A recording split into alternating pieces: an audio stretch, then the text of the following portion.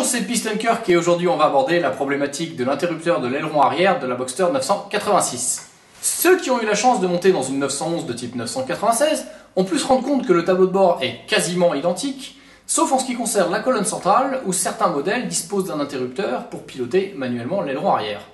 Alors, rassurez-vous, vous l'avez aussi sur la Boxster, au niveau de la pédale d'embrayage.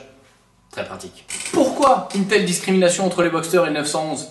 Eh bien, tout simplement parce que les 911 ont une vocation plus sportive. Et ce genre d'interrupteur sert essentiellement sur circuit pour gagner en adhérence. En ce qui concerne les Boxster, l'interrupteur sert uniquement à la maintenance.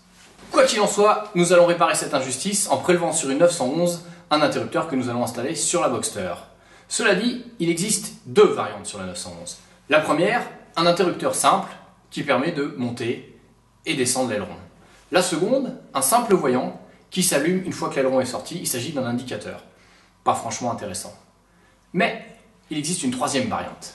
La troisième variante combine l'avantage des deux premières. Il s'agit d'un interrupteur qui fait aussi office de témoin lumineux. Il ne s'agit pas d'un produit qui existait sur les 911, mais d'un produit compatible qu'on peut trouver sur certains sites allemands. Le seul petit problème, c'est que la notice est intégralement en allemand. Et vu mon niveau, c'est mal engagé. Allez, on va quand même essayer. Étant donné qu'on va toucher au système électrique de la voiture, il va falloir d'abord débrancher la batterie. Elle se trouve à l'avant sous un cache en plastique. Mais attention, avant de la débrancher, il faut mettre la clé en position 1 pour neutraliser le système d'alarme. Ensuite seulement, vous pouvez soulever la cosse et la déconnecter complètement. Avant toute chose, on va jeter un petit coup d'œil à l'interrupteur que l'on va installer. On constate qu'il y a deux câbles qui vont jusqu'à lui. Le bloc A est destiné à être connecté à l'interrupteur de l'aileron en bas du tableau de bord.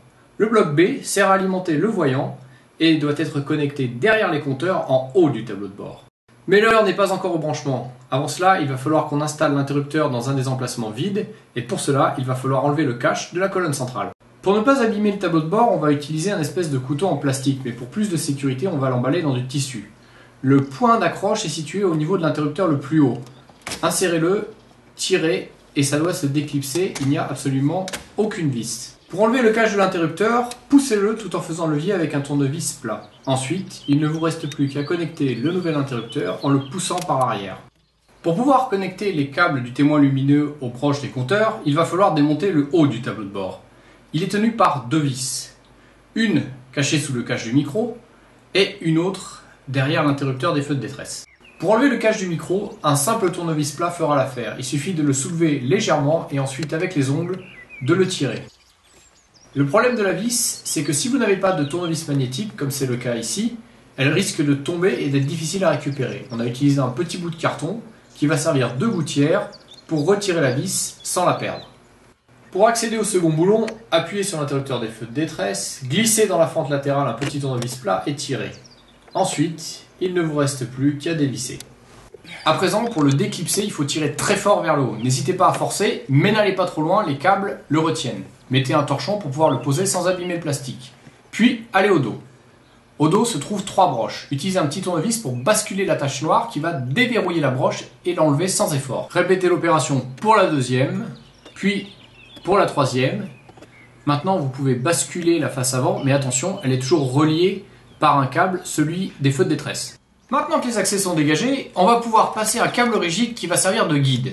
On les attache au câble du témoin lumineux, on scotche le tout, puis on tire jusqu'au compteur. Ensuite, on lève le scotch, il ne reste plus qu'à brancher. Sur ce modèle qui est une phase 2 de 2003, l'ensemble des connexions vont se faire sur la broche verte. Appuyez sur la base pour dégager les câbles, ensuite avec le tournevis déclipser et tirer.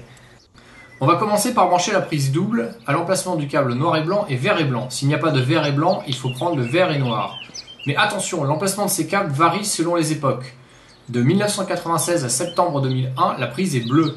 De août 2001 à 2004, l'emplacement de ces câbles est sur la prise verte. Une fois la prise double enfichée, on va s'attaquer au câble blanc qui se met à l'emplacement du câble marron et bleu. Ce câble marron et bleu se trouve sur la prise noire des modèles de 1996 à septembre 2001 et sur la prise verte des modèles de août 2001 à 2004. Attaquons maintenant le câble jaune qui doit être connecté au même emplacement que le câble orange de la prise. Ce câble orange se situe sur la prise noire pour les modèles de 1996 à septembre 2001 et sur la prise verte pour les modèles de août 2001 à 2004.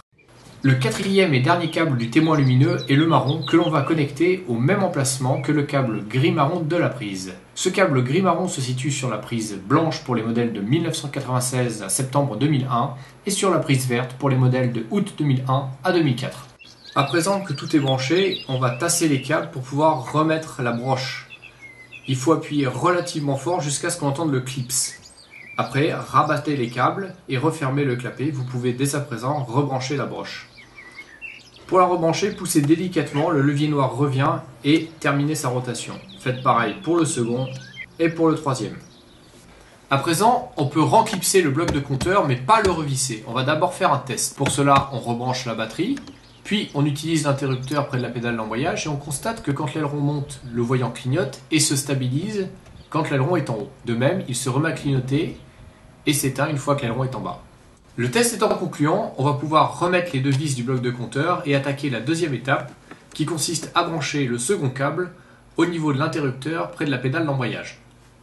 Puisqu'on va travailler au niveau du boîtier de fusible, il va d'abord falloir de nouveau débrancher la batterie. On déclipse le cache des interrupteurs, puis on enlève les 4 vis qui maintiennent le cache en moquette du boîtier de fusible. Tirez-le vers le bas pour le déboîter complètement et le retirer sans aucun problème.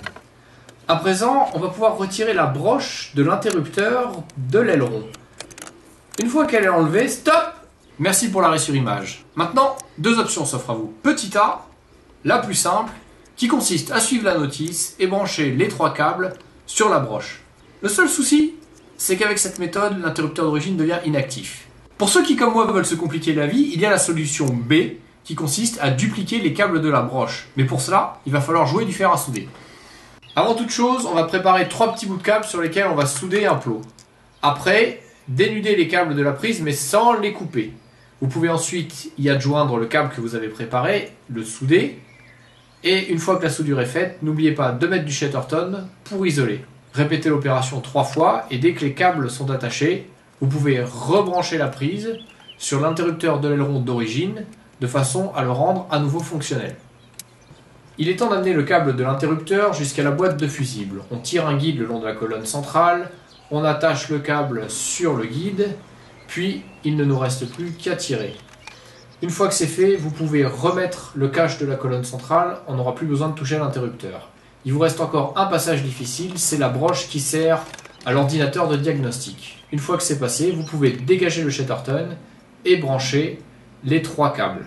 Le seul câble véritablement important à retenir est le câble marron. Les 2 autres peuvent être branchés dans n'importe quel ordre. Il ne nous reste plus qu'à mettre du Chatterton, rebrancher la batterie et tester que l'interrupteur du tableau de bord fonctionne bien. À gauche ça monte, à droite ça descend. On renouvelle l'opération avec l'interrupteur du bas avant de tout remonter. Et une fois que c'est confirmé, on peut ranger les câbles et remettre les caches. Au final, pour installer cet interrupteur, il faut compter entre 2 et 3 heures.